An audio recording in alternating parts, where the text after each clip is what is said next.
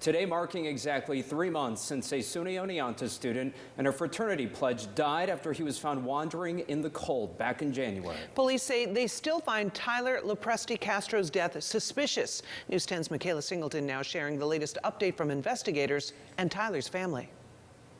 I cry every day for this kid. I know something happened to him, and I want to know exactly what happened. Miguel Castro says it's been an agonizing wait as investigators still work piecing together exactly how his son, 20-year-old Tyler Lopresti Castro, ended up freezing to his death after wandering the streets of Oneonta in the bitter cold. I can't talk to him anymore, you know what I'm saying? I can't go to his graduation. I was very proud of this kid.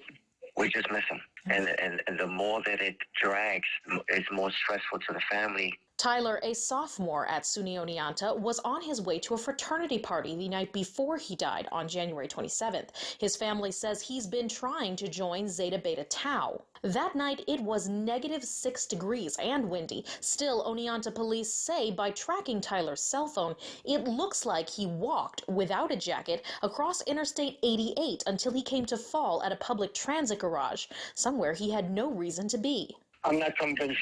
It just doesn't make no sense to me. Why would he walk there when he's got a car? We don't know exactly why. It's really pretty inexplicable to us as to why during that very, very cold evening he would take a walk on the interstate. Chief Christopher Witzenberg says despite the phone data and alcohol in Tyler's bloodstream, the department still considers his death suspicious. Investigators are now waiting to get back some new warrants. After he left the party, we really just don't know where it was, who he spoke with, or if he spoke to anybody. He had some messages left on his phone that we haven't been able to access, and he stopped looking at his phone sometime around 12 o'clock that night.